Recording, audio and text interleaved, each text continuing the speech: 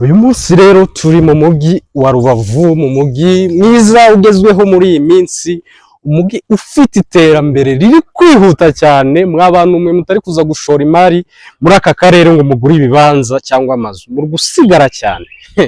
Aha rero tubazaniye iki kibanza kirimo iyi nyubako, gifite space inyuma, ntabwo twagezeyo, ariko ni kibanza kigari gifite ubuso 400.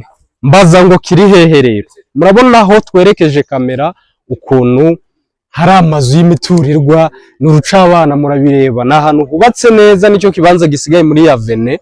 Murabona ukuntu hano hameze neza. Noneho agaruye kamera hano, murabona aha haruguru kuri iyi nyubako, murabona utuzu bagenda bashyira muri ya Vene.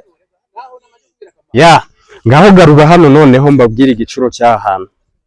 Igiciro cy'ahantu ni miliyoni 55 z'amanyarwanda.